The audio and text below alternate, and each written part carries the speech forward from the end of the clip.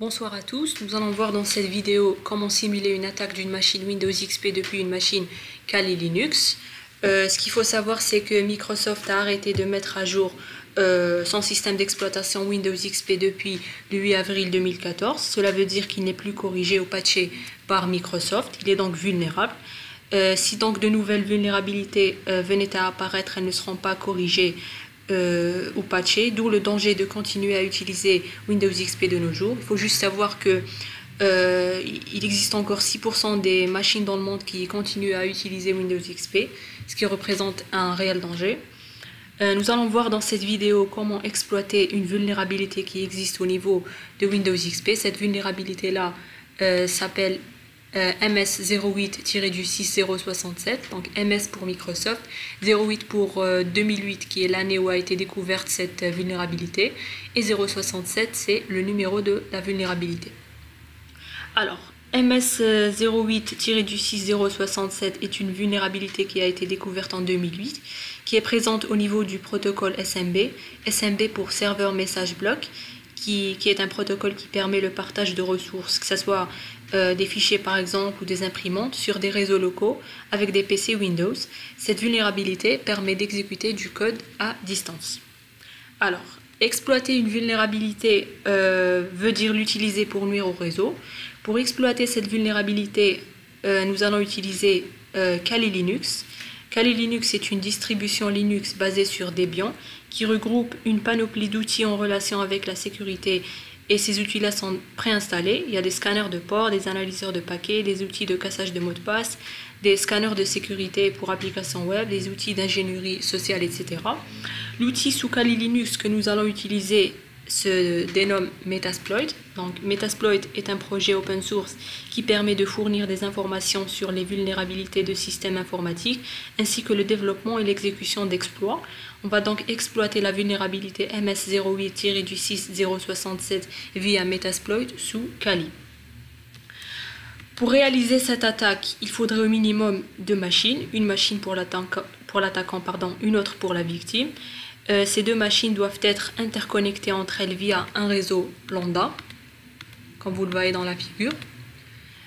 La machine de l'attaquant aura comme système d'exploitation Kali Linux, celle de la victime aura comme système d'exploitation Windows XP. L'attaquant exploitera la vulnérabilité MS08-6067 via le framework Metasploit. Il pourra donc exécuter du code à distance. Du moment que je n'ai pas de machine physique pour réaliser cette attaque, j'utilise un logiciel de virtualisation. La virtualisation permet d'exécuter sur ma machine physique dans un environnement isolé plusieurs systèmes d'exploitation. Ces systèmes virtualisés sont appelés machines virtuelles. Je crée donc deux machines virtuelles pour réaliser l'attaque. Une pour où j'installe Kali Linux, l'autre où j'installe Windows XP. J'attribue aux deux machines deux adresses IP du même réseau et je relie les deux machines par pont. Donc ce qu'il faut savoir, c'est que par défaut, quand on crée une machine virtuelle, la liaison est par NAT. Par NAT veut dire que la machine virtuelle hérite la configuration réseau de la machine hôte, qui est la machine physique. Donc elle sera, par exemple, elle pourra se connecter à Internet si je suis connecté à Internet. Mais ce n'est pas ce qu'on veut réaliser. Du moment qu'on veut que les deux machines virtuelles soient interconnectées, on va donc leur attribuer des adresses statiques et on va les relier par pont. Relier par pont veut dire qu'elles seront présentes au niveau d'un même réseau local. C'est pour ça qu'il faut avoir deux adresses IP du même réseau. Le logiciel de virtualisation que j'utilise est VirtualBox d'Oracle. Il y a aussi VMware qui est bien, sauf que ce dernier est payant.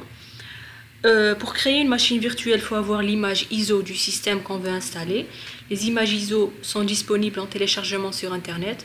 Pour Kali, elle est disponible gratuitement. Pour Windows XP aussi, car c'est un ancien système d'exploitation et non mis à jour par Microsoft. Donc, par exemple, si vous voulez télécharger l'image ISO de Windows 10, je pense que ça ne serait pas possible, ou bien car il faudra payer, je pense. Voilà. Après avoir créé les machines virtuelles, on peut les personnaliser. On peut donc spécifier la taille de l'espace de stockage par exemple, la taille de la mémoire vive, les configurations réseau, l'affichage, etc. Donc comme j'ai dit, il faut mettre un accès par pan au lieu de NAT qui est par défaut et configurer les adresses IP au niveau des machines virtuelles. Voilà. Donc en utilisant ces machines virtuelles, c'est comme si vous aviez deux systèmes d'exploitation au niveau de deux machines physiques. Donc vous ne sentirez pas ce côté virtuel. Vous aurez deux fenêtres, chaque fenêtre pour chaque système d'exploitation. Je vais vous montrer maintenant la simulation de l'attaque. Je vais donc ouvrir VirtualBox. Voilà. Donc, quand vous ouvrez VirtualBox, vous avez cet affichage-là. Donc vous avez dans cet onglet-là la liste des machines virtuelles que vous avez créées. Donc j'ai créé une machine Kali Linux et une machine Windows XP. Donc pour créer, il faut cliquer sur Nouvelle. Pour configurer une machine virtuelle, il faut cliquer sur Configuration. Donc on peut configurer diverses options, stockage, son, réseau, USB, dossier partagé, etc. Même chose pour Kali. Donc pour les démarrer ou bien pour les allumer, il faut juste cliquer sur Démarrer. Ce qu'on va faire, on va les allumer les deux. On va allumer Windows XP.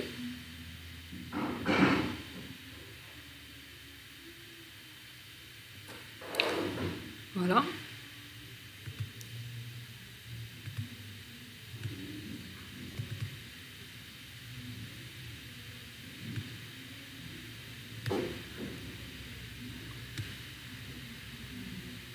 Voilà la machine XP qui est en train de démarrer.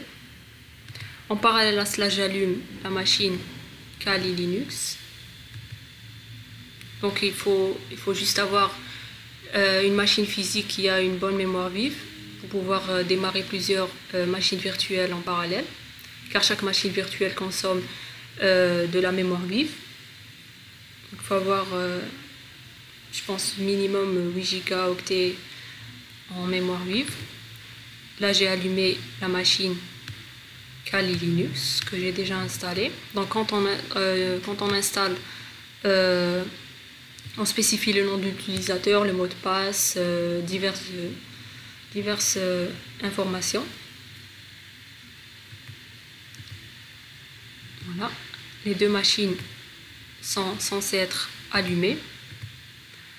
Là, je suis dans XP. Comme j'ai dit, il faut configurer les adresses IP. On va ici, propriété, protocole TCP/IP. Là, au lieu d'avoir obtenu une adresse IP automatique, j'utilise une adresse IP statique qui est celle-là.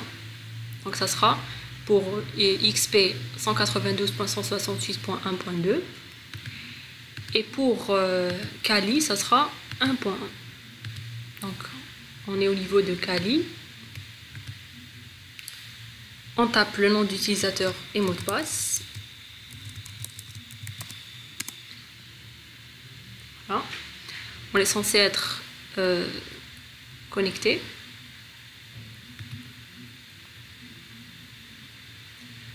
On va avoir les paramètres réseau. Donc là, j'ai installé un environnement graphique. Donc si vous n'avez pas d'environnement graphique, il faut juste taper les commandes nécessaires au niveau du terminal pour pouvoir configurer l'adresse IP. Donc on va dans Configuration réseau avancée. On est dans Wired Connection. On va voir les paramètres de Wired Connection. On va dans Paramètres IPv4 et on saisit l'adresse IP. Donc ça, je l'ai déjà fait avant. Ça sera 1.1/24 et la passerelle, ça sera lui-même. Pour voir si les deux machines sont interconnectées, on va juste effectuer un ping. Donc on va au niveau du terminal, au niveau de Kali, et on tape ping 192.168.1.2. Il y a connectivité, regardez, je suis en train de recevoir des paquets ICMP response. La même chose au niveau d'XP, je vais tester un ping au niveau de l'invite de commande. Voilà, ping 192.168.1.1.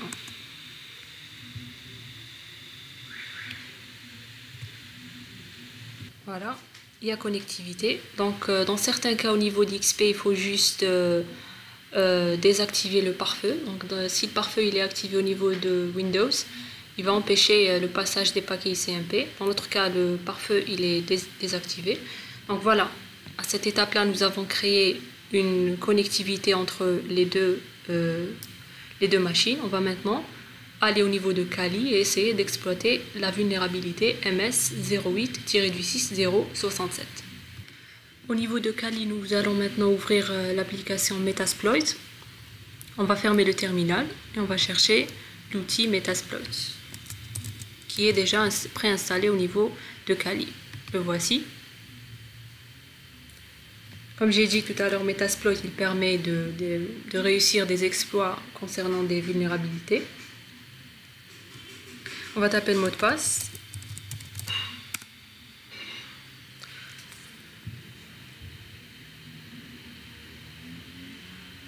Donc, comme première étape au niveau de Metasploit, nous allons chercher la vulnérabilité MS08-6-067. La chercher pour pouvoir voir si au niveau de Metasploit il existe un module qui permet de l'exploiter. On attend juste que Metasploit démarre.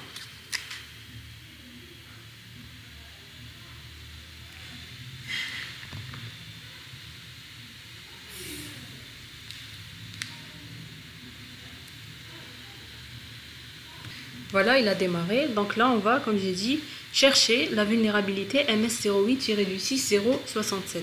Pour chercher une vulnérabilité donnée, on tape la commande search et le nom de la vulnérabilité. Donc on va taper search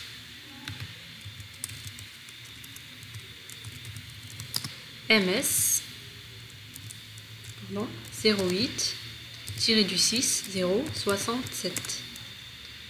On va réessayer. MS08-067. Voici les modules qui existent pour cette vulnérabilité-là. Donc le module s'appelle Windows/SMB/MS08-8-067-8 NetAPI. Donc le module existe pour cette vulnérabilité.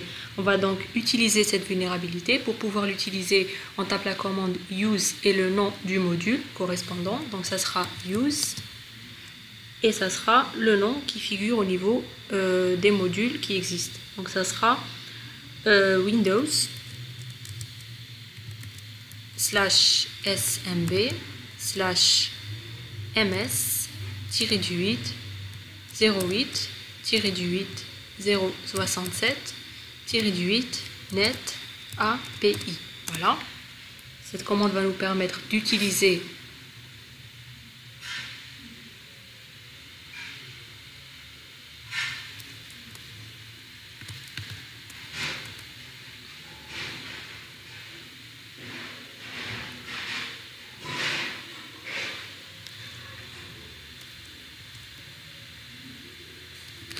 Je pense qu'on a oublié le exploit. Pardon, il n'y a pas de tiré du 8 entre MS et 08. Voilà.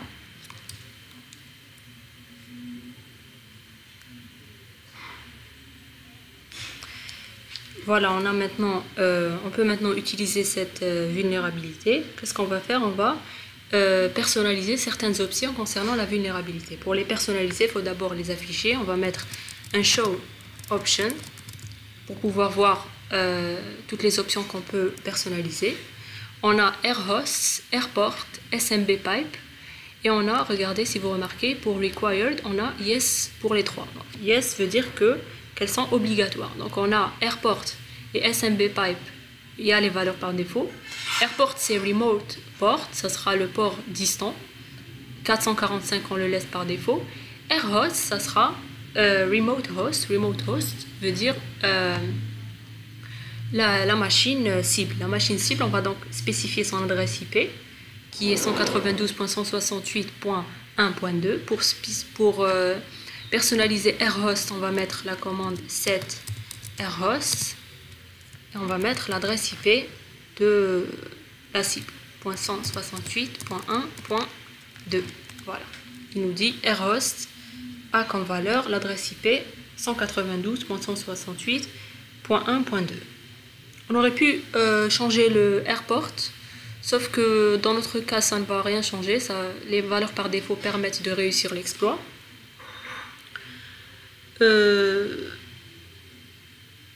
Maintenant, puisqu'on a le module concernant la vulnérabilité et les options qui sont préconfigurées, nous allons maintenant utiliser ce qu'on appelle une payload. Payload, ou en français c'est une charge utile. On va d'abord utiliser une payload qui doit être déjà compatible pour réussir l'exploit. Pour ceux qui ne savent pas ce que c'est qu'une payload, c'est une partie de code qui s'exécute au niveau de la machine victime. Ça peut être quelques commandes à exécuter sur la machine cible ou bien un reverse shell. Un reverse shell, il permet de créer une connexion depuis la cible vers l'attaquant, tel qu'un invite de commande Windows. Nous allons dans notre cas utiliser un reverse shell comme payload. Mais avant ça, il faut d'abord connaître le nom de la payload qui est compatible avec cette vulnérabilité-là. Donc, on va voir la liste des payloads qui existent pour cette vulnérabilité. On va donc taper la commande show payloads. Voilà. Show payloads va nous lister toutes les payloads, bien tous les codes qu'on peut exécuter pour exploiter cette vulnérabilité. Regardez, on a une panoplie de payloads. Du moment qu'on veut un reverse shell, on va chercher celle qui correspond à un reverse shell. Voilà.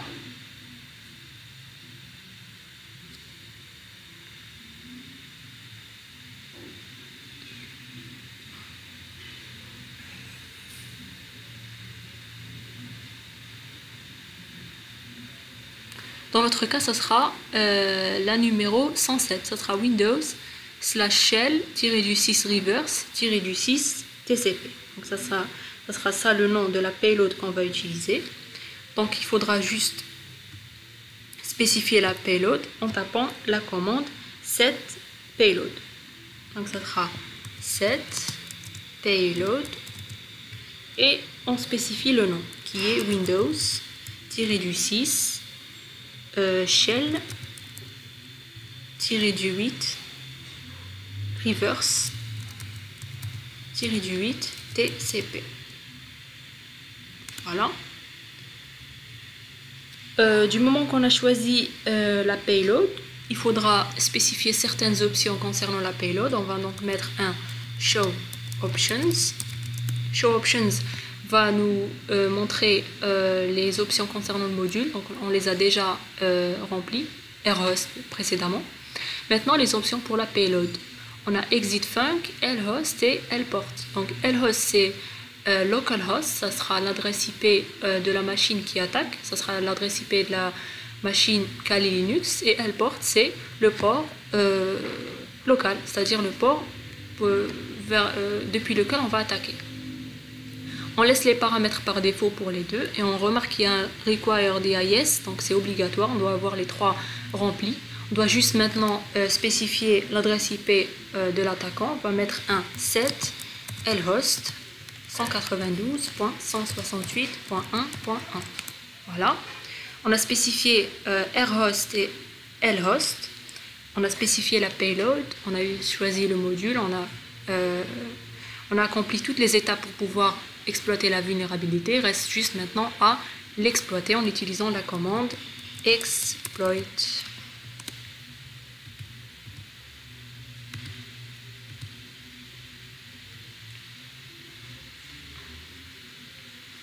Voilà. Vous remarquez que l'exploit a fonctionné. Il a trouvé comme machine cible Windows XP SP3 French. Il a lancé un shell de l'adresse 192.168.1.1 avec numéro de port 4444 qui est le lport vers l'adresse IP de la machine cible avec le numéro de port 1035 pour airport. Qu'est-ce qu'on remarque? On est au niveau de la machine Windows XP. Regardez, on est au niveau du dossier système 32 de la machine cible. Donc, on a accédé à l'invite de commande au niveau de la machine Windows XP, veut dire qu'on a pu avoir accès à la machine, donc l'exploit a réussi. Maintenant, l'attaquant peut choisir quelle attaque il veut simuler. Quels sont les paramètres qu'il veut compromettre? Est-ce qu'il veut compromettre la confidentialité, l'intégrité, la disponibilité? Donc on va voir certains exemples. Donc on va déjà changer de dossier. Pour changer de dossier, on doit taper la commande cd 2 points pour revenir en arrière. On tape encore cd 2 points pour revenir en arrière. Mais là, on est au niveau du disque C. On est au niveau du disque C. On peut, par exemple, lister les répertoires qui existent au niveau du C. On va mettre un dir. Regardez. Vous avez Program File, My Tools, Python. On va juste vérifier que ça existe. On va dans Poste de travail, C. Regardez, c'est la même chose. Voilà. On peut voir la configuration réseau de la machine distante via la commande IP config all. Nous allons voir la configuration réseau. On a pu avoir l'adresse MAC de la machine distante. L'adresse IP, c'est celle-là. Le masque et la passerelle. Donc là, comme première étape, on a pu compromettre la confidentialité. Pourquoi? Parce que on a pu voir par exemple les dossiers qui existent au niveau du disque C. On a pu voir la configuration réseau de la machine distante. Si on veut par exemple compromettre l'intégrité du système, on peut par exemple créer un dossier. Pour créer un dossier, c'est via la commande mkdir et le nom du dossier. On va le nommer Farida par exemple. Voilà. Si on refait un dir, normalement on a comme dossier Farida. Vous avez rep pour répertoire. On va vérifier au niveau d'XP que Farida a été créé. Je pense qu'il faut actualiser. Regardez, Farida a été créé. Maintenant, par exemple, on peut accéder au dossier Farida.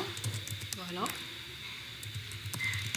Là, on est au niveau du dossier Farida. On peut par exemple créer un fichier. Pour créer un fichier, on va mettre echo. Par exemple, on va taper Farida. Et on va créer le fichier avec l'extension .txt. Voilà, ça a été créé. On va aller au niveau d'XP pour voir si notre fichier a été créé. Il a été créé. Ce qu'on a pu faire ici, on a pu créer un fichier, on a pu créer un répertoire, c'est-à-dire que on a touché à l'intégrité du système. Toucher à l'intégrité du système, c'est-à-dire le modifier, soit en ajoutant des dossiers, des fichiers, soit en supprimant, etc. Donc, du moment qu'on a pu créer un fichier texte, l'attaquant peut créer un fichier où il va insérer un code malicieux, un virus, etc. Donc, tout dépend de ce qu'il veut faire. Si vous ne connaissez pas, par exemple, les commandes utilisées au niveau de Windows, du shell de Windows, vous pouvez taper la commande help. Help va vous lister un certain nombre de commandes que vous pouvez utiliser au niveau de l'invite de commande de Windows, car ça diffère au niveau du terminal de Linux. On a compromis la confidentialité, l'intégrité. On va maintenant essayer de compromettre la disponibilité. Pour compromettre la disponibilité, on va essayer de redémarrer la machine cible à distance via la commande shutdown -r. On a lancé un shutdown. On va voir au niveau d'XP, il y a réellement un arrêt du système qui est en train de se faire, qui va se faire déjà dans moins de 20 secondes. Donc si on permet de redémarrer le système, veut dire que on compromet sa disponibilité. Si par exemple au niveau de cette machine XP, il y avait un serveur web qui répondait à des requêtes pour des clients, s'il se voit redémarrer, c'est-à-dire qu'il ne pourra plus fournir son service à cet instant où il a été redémarré. Donc on a pu, via cette attaque, compromettre la confidentialité, l'intégrité et la disponibilité du système. Voilà. Donc c'est pour ça que je vous ai dit dans les cours précédents qu'il faut toujours utiliser des machines qui sont mises à jour par Microsoft, par n'importe quel opérateur au système d'exploitation. Si on avait voulu utiliser cette vulnérabilité au niveau de Windows 10 par exemple, elle ne serait pas présente. On n'aurait pas pu exécuter du code à distance en utilisant un système d'exploitation comme Windows 7 ou bien Windows 8 ou bien Windows 10. Voilà.